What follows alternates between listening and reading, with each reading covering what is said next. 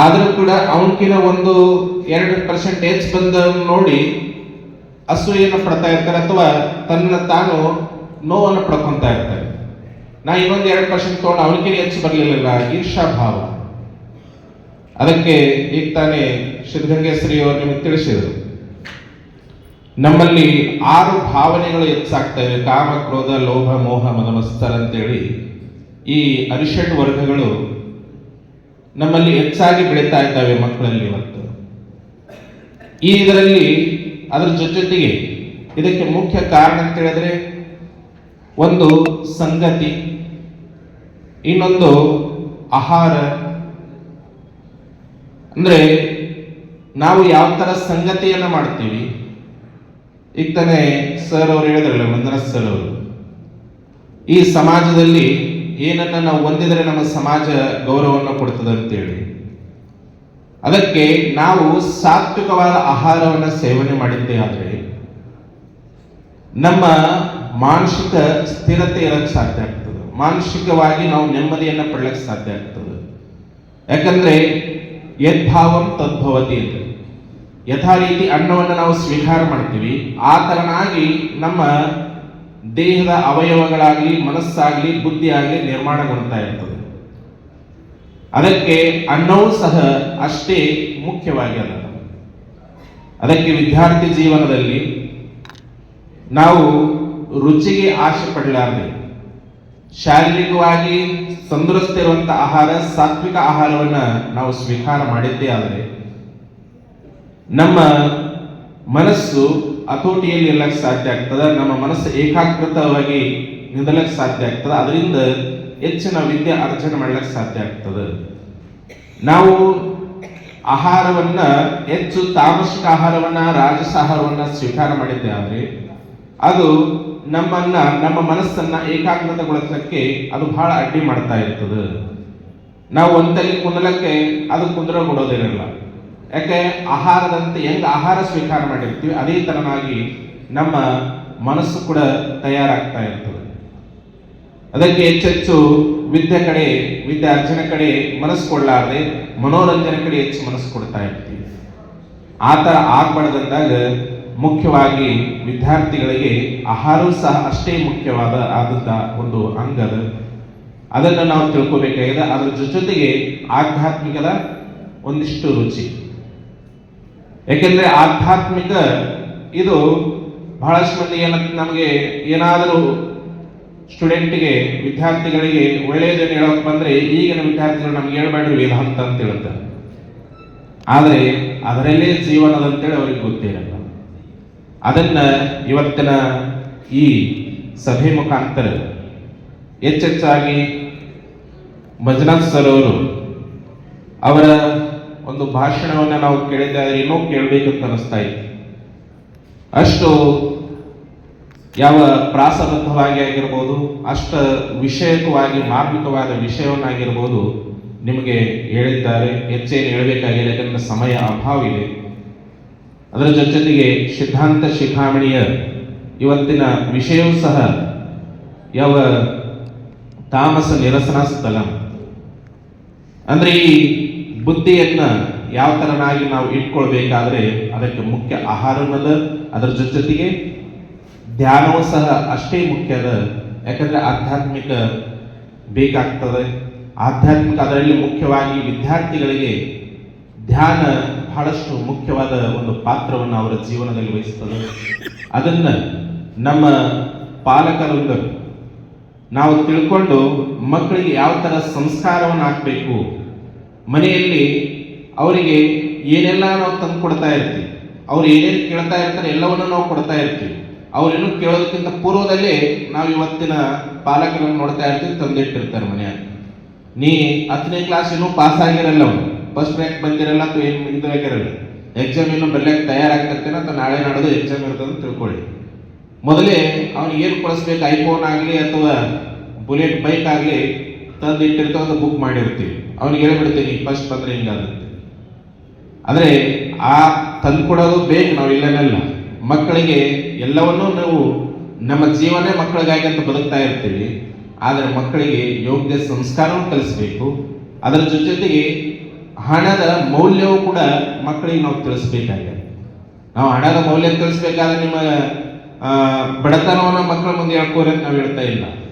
ಆ ಹಣ ಎಷ್ಟು ಪಡ್ಕೋಬೇಕಾದ್ರೆ ಎಷ್ಟು ಕಷ್ಟ ಇದೆ, ಆ ಕಷ್ಟದ ಒಂದಿಷ್ಟನ್ನ ಆ ಮಕ್ಕಳಿಗೆ ಅರ್ಥ ಆಗಂಗ ನಾವು ತಿಳಿಸ್ಬೇಕಾಗ್ತದೆ. ಅವಾಗ ಆ ಹಣದ ಮೌಲ್ಯವೂ ಸಹ ಮಗನಿಗೆ ಇದು ಪಠ್ಯಪುಸ್ತಕದಲ್ಲಿ ಇರಲ್ಲ, ಇದು ಜೀವನದ ಅನುಭವದಲ್ಲಿ ಇರುತ್ತೆ. ಆ ಅನುಭವದ ಕಥೆಗಳನ್ನ ನಾವು ಮಕ್ಕಳಿಗೆ ಹೇಳಿದ್ದೇ ಆದರೆ ಅವರಿಗೆ ಮುಂದೆ ಯಾವ ತರ ಜೀವನ ಮಾಡಬೇಕು, ಇದ್ದದರಲ್ಲಿ ಎಷ್ಟು ಸಂತುಷ್ಟಿಯನ್ನು ಹೊಂದಬೇಕು, ನಾವು ಹೆಚ್ಚು ಎದರಲ್ಲಿ ಆನಂದವನ್ನು ಪಡಬೇಕು, ಮನಸ್ಸು ಆನಂದವಾಗಿ ಇಟ್ಕೊಂಡಾಗ ಎಲ್ಲವೂ ಏನು ವಸ್ತುಗಳಲ್ಲಿ ನಾವು ಆನಂದ ಉಳ್ಕೊಂತ ಹೋಗ್ತೀವಿ. ಆದರೆ ವಸ್ತುಗಳಲ್ಲಿ ಆನಂದ ಕ್ಷಣಿಕ ಮಾತ್ರ ಇರ್ತದೆ. ಆದರೆ ಆಧ್ಯಾತ್ಮಿಕ ಆನಂದ ಮಕ್ಕಳಿಗೆ ತಿಳಿಸಿದ್ದೇ ಆದರೆ ಆ ಇದರಲ್ಲಿ ಅವರು ತನ್ನನ್ನು ತಾನು ತೊಡಗಿಸ್ಕೊಂಡಿದ್ದೇ ಆದರೆ ಆ ಮಕ್ಕಳಿಗೆ ಏನೆಲ್ಲ ಆನಂದ, ನೀವೇನು ತಂದು ಕೊಟ್ರೆ ಏನು ಆನಂದ ಸಿಗ್ತದೆ ಅದಕ್ಕಿಂತ ಹೆಚ್ಚಿನ ಆನಂದ ಆಧ್ಯಾತ್ಮಿಕ ಇದರಲ್ಲಿ ಮಕ್ಕಳಿಗೆ ಸಿಗ್ಲಕ್ಕೆ ಸಾಧ್ಯ ಆಗ್ತದೆ. ಇದನ್ನ ನಾವು ಮಕ್ಕಳಿಗೆ ಹೇಳಿಕೊಡ್ಬೇಕೆಂಬ ವಿಷಯವಾಗಿ ಇವತ್ತು ಅನೇಕ ವಿಚಾರಗಳನ್ನು ನಿಮ್ಮೆಲ್ಲರಿಗೆ ತಿಳಿಸಿದವರಾಗಿದ್ದಾರೆ.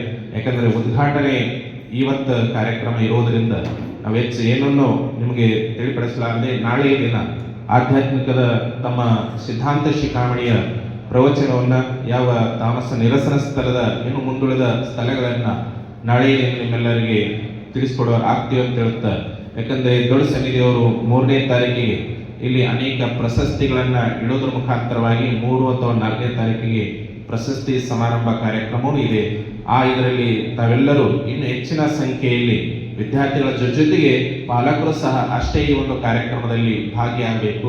ತಮ್ಮ ಪರಮಶಿವಯ್ಯನವರು ಅವರ ಈ ಒಂದು ಇಳಿ ವಯಸ್ಸಿನಲ್ಲಿ ಸುಮಾರು 86 ವಯಸ್ಸಿನಲ್ಲಿ ಅವರು ಇಷ್ಟು ಇವಾಗ ಸ್ವಲ್ಪ ಚಳಿ ಕಡಿಮೆ ಆಗಿದೆ, 2-3 ದಿನ ಚಳಿ ಕಡಿಮೆ ಆಗಿದೆ ಅಂತ ಹೇಳ್ಯಾರ ನಮಗೆ. ಯಾಕಂದ್ರೆ 2-3 ದಿನ ಮೊದಲಲ್ಲಿ ನಾವು ಇಲ್ಲಿ ಬಂದಾಗ ಮಾಂತ ಮಠದಲ್ಲಿ ತಮ್ಮ ಯುವತ್ಪುರ ಕ್ಷೇತ್ರದಲ್ಲಿ ನಾವು ಅಲ್ಲಿ ಇದ್ದಾಗ ಅಲ್ಲಿ ಚಳಿ ಹೆಚ್ಚಿತ್ತು, ಅಂದ್ರೆ ಇದು ಹೊರವಲಯ ಆಗ್ತದೆ, ಅಲ್ಲಿ ಚಳಿ ಹೆಚ್ಚಿಸ್ತು. ಆದ್ರೆ ಇಲ್ಲಿ ನಿನ್ನೆ ಬಂದಾಗ ಚಳಿ ಕಡಿಮೆ ಇದೆ. ಆದ್ರೆ ಇಂಥ ಚಳಿ ಕಡಿಮೆ ಇದ್ರೆ ಇನ್ನು ಅವ್ರಿಗಿಂತ ಕಡಿಮೆ ವಯಸ್ಸಿನವರು ಇನ್ನೂ ಬರ್ಲಿಕ್ಕೆ ಸಾಧ್ಯ ಇಲ್ಲ. ಅಂದ್ರೆ 20-30 ವರ್ಷ ಅಂದ್ರೆ ಪರಮೇಶ್ವರ ವಯಸ್ಸಿಗೆ ನಮ್ಮ ಕಡಿಮೆ ವಯಸ್ಸೇ ಹೆಚ್ಚಿನ ವಯಸ್ಸು. ಅದಕ್ಕೆ ಅಂತ ತಮ್ಮ ಪಾಲಕರಿಂದ ತಮ್ಮ ಭಕ್ತರಿಂದ ಅವರು ನಿಮಗೋಸ್ಕರವಾಗಿ ತಮ್ಮ ಇಡೀ ವಯಸ್ಸಿನಲ್ಲಿ ಅವರು ಇವಾಗ ಮನೆಯಲ್ಲಿ ರೆಸ್ಟ್ ಅನ್ನು ತಗುವಂತ ವಯಸ್ಸು ಆದರೂ ಸಹ ದೊಡ್ಡ ಸನ್ನಿಧಿಯವರು ನಾವಾದರೂ ಸಹ ಇಲ್ಲ ನೀವು ಬರಲೇಬೇಕು, ನೀವಿರ್ಲಿಕ್ಕೆ ಬಂದ್ರೆ ಆ ಸಭೆ ನಮಗೆ ಶೋಭಾಸಲ್ಲ, ಈ ಒಂದು ತಂಡವನ್ನ ನೀವೇ ನಡೆಸ್ಕೊಂಡು ಹೋಗ್ಬೇಕಾಗಿದೆ, ನಿಮ್ಮ ತಾಕತ್ತಿರೋ ತನಕ ಕೈ ಕಾಲಲ್ಲಿ ಶಕ್ತಿ ಇರೋ ತನಕ ಸೇವೆಯಲ್ಲಿ ನೀವು ನಿರಂತರವಾಗಿ ಸೇವೆಯನ್ನು ಮಾಡ್ಬೇಕಂತೇಳಿ ಈ ಒಂದು 2-3 ವರ್ಷದಿಂದಲೇ ನಾವು ಅವರಲ್ಲಿ ಅಪೇಕ್ಷೆಯನ್ನು ಇಟ್ಟು ಹೇಳಿದ್ದೇವೆ. ಆದರೂ ಸಹ ಅವರು ತಮ್ಮ ಅಂದ್ರೆ ಹಿರಿಯರಿದ್ದರೆ ಸಾಕು 100ನೇ ಬಲ ಅದಕ್ಕೆ ಸಿಗ್ತದ ಆ ಕಾರ್ಯಕ್ರಮಕ್ಕೆ. ಆ ಒಂದು ಇದರಲ್ಲಿ ಅವ್ರೇನ್ ಮಾಡ್ಬೇಕಾಗಿಲ್ಲ, ಬಂದ್ ಕುಂತ್ರ ಸಾಕು ಎಲ್ಲ ಒಂದು ನಡೀತಾ ಇರ್ತದೆ. ಯಾಕಂದ್ರೆ ಉಮಾದೇವಕರಾಗ್ಲಿ ತಮ್ಮೆಲ್ಲ ಸರ್ ಆಗಲಿ ಶಿವಕುಮಾರ್ ಸರ್ ಆಗಲಿ ಈ ಒಂದು ಇದರಲ್ಲಿ ಕಾರ್ಯಕ್ರಮದಲ್ಲಿ ತಮ್ಮ ಯುಗತ್ಪುರ ಮಠದ ಶ್ರೀಗಳಾಗಲಿ ಅಥವಾ ಮಠದ ಶ್ರೀಗಳಾಗಲಿ ತಮ್ಮ ಶಿವಗಂಗೆ ಮಠದ ಶ್ರೀಗಳಾಗಲಿ ಈ ಒಂದು ಕಾರ್ಯಕ್ರಮಕ್ಕೆ ತಮ್ಮದೇ ಆದಂಥ ಒಂದು ಸಮಯವನ್ನ ಅದಕ್ಕೆ ಕೊಟ್ಟು ನಿಮ್ಮೆಲ್ಲರಿಗೆ ಒಂದಿಲ್ಲ ಏನಾದರೂ ಒಂದು ವಸ್ತನ್ನ ನಾವು ನಮ್ಮ ಭಕ್ತರಿಗೆ ತಿಳಿಪಡಿಸಬೇಕೆಂಬ ಒಂದು ಹವ್ಯಾಸದಿಂದ ಈ ಒಂದು ಕಾರ್ಯಕ್ರಮವನ್ನು ಆಯೋಜನೆ ಮಾಡಿದ್ದಾಗಿದೆ.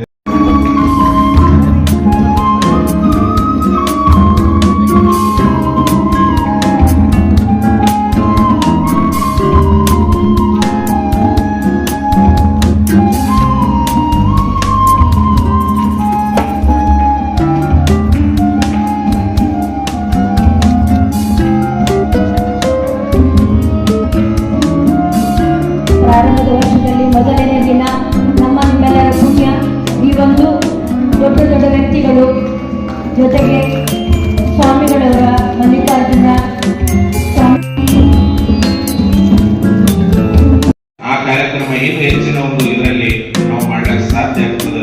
ಅದಕ್ಕೆ ಈ ಒಂದು ಇದರಲ್ಲಿ ನಾವೆಲ್ಲ ಸಂಪರ್ಕ ಒಳಗ ಇವತ್ತೇನು ಬಂದಿರಲಿಲ್ಲ, ನಾಳೆ ಇನ್ನೊಂದು 4 ಮಂದಿಗೆ ನೀವು ಕರ್ಕೊಂಡ್ಬರ್ಲಿಂಗ ಮಹಾಪೂಜೆಯಲ್ಲಿ ಸಹ ನಮ್ಮೆಲ್ಲ ಸಂಪರ್ಕ ಒಳಗ ಭಾಗಿಯಾಗಿ ಆ ಒಂದು ವೀರಶೈವ ಧರ್ಮದಲ್ಲಿ ನಮ್ಮ ಲಾಂಛನ ಏನಿದೆ ಅದರ ಒಂದು ಪೂಜೆಯಲ್ಲೂ ಕೂಡ ತಾವು ಜಗದ್ಗುರು ಒಂದು ಇಷ್ಟಲಿಂಗ ಪೂಜೆಯಲ್ಲಿ ಭಾಗಿಯಾಗಿ ಇವಾಗೇನು ಸರ್ ಹೇಳಿದ್ರಲ್ಲ ಧಾರಾವಾಹಿಗಳು ಯಾವ ತರ ಅದಾವ ಅಂತೇಳಿ, ಯಾಕಂದ್ರೆ ಧಾರಾವಾಹಿಯಿಂದಲೇ ಎಷ್ಟೋ ಹೆಣ್ಮಕ್ಳ ಜೀವನ ಹಾಳಾಗ್ತಾ ಇದ್ದಾವೆ.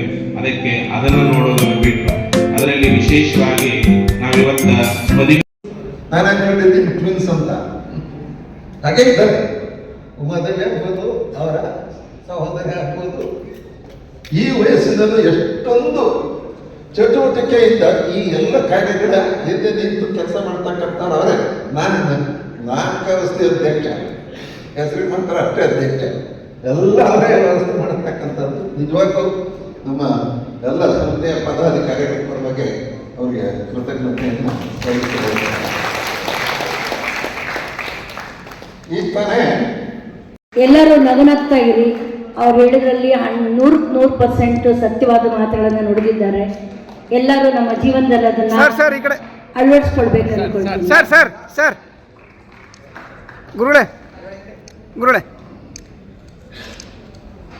ಅವರೇ ಮೂಲ ಕಾರ್ಯಕರ್ತ, ನಮ್ಮ ಮಾರ್ಗದರ್ಶಕ, ನಮಗೆ ಶಿಕ್ಷಕರು. ಇದು ಹಾಗೆ ಮನೆ ಅಂತ ಮುಗಿಸುವ ಚಾಲೆ ಮಾಸಗಳ ಪದ ಅಥವಾ ವಿಭೂತಿಪುರದ ಶ್ರೀಗಳಾಗ್ಬೋದು, ಇಬ್ರು ಕೂಡ ಆಗ್ತದೆ. ಮತ್ತು ಮಂಜುನಾಥ ಬಗ್ಗೆ ಹೆಚ್ಚಿಗೆ ಹೇಳುವ ಅವಶ್ಯಕತೆ ಇಲ್ಲ.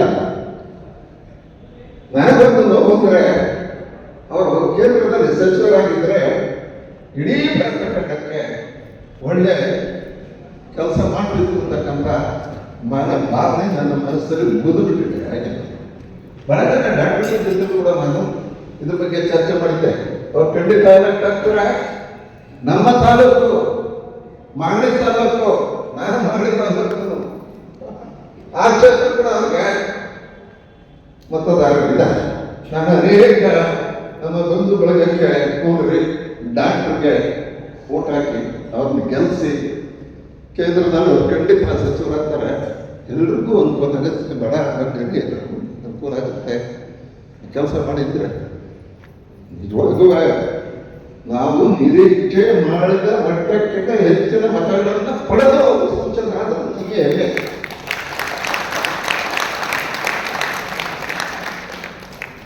ಪ್ರಶಾಂತ್ ಇಬ್ಬಂಪೇಟೆ ಇದರ ಕೆರೆ ಬಟ್ಟೆ ಹಾಕೊಂಡಿದ್ದೀವಿ. ವಯಸ್ಸಾಗ್ತಲ್ಲ, 86 ನಡೀತಾ ಇದೆ. ನಾನು ಗುರುಗಳಿಗೆ ಹೇಳ್ತಾ ಇದ್ದೇನೆ, ಈ ಸಮಿತಿಯಿಂದ ನನ್ನ ಬಿಡುಗಡೆ ಮಾಡಿ ಪ್ರಶಾಂತ್ ತ್ರಿಪನ್ಪೇಟೆ ಅಧ್ಯಕ್ಷ ಮಾಡ್ಬಿಡೋಣ. ಅವರು ಕಿರಿಯ ಸಾಹಿತಿಗಳಿದ್ದಾರೆ, ಉತ್ತಮ ವಾಕ್ಯಗಳಿದ್ದಾರೆ, ಬಹಳ ಚೆನ್ನಾಗಿ ಉಪನ್ಯಾಸವನ್ನ ಮಾಡ್ತಾರೆ. ಅವ್ರನ್ನ ಮಾಡೋಣ ಅಂತ ಹೇಳಿ ಗುರುಳೆ ಸ್ವಲ್ಪ ಆರ ಇಟ್ಕೊಳ್ಳಿ. ಗುರುಳೆ ಸ್ವಲ್ಪ ಆರ ಇಟ್ಕೊಳ್ಳಿ. ಪರಮೇಶ್ವರ ಅವರೇ ಸ್ವಲ್ಪ ಆರ ಇಟ್ಕೊಳ್ಳಿ. ತ್ರೈಲೋಕ್ಯ ಸಂಪದಾಲೈಕ್ಯ ಸಮುಲ್ಲೇಖನ ವೃತ್ತಯೇ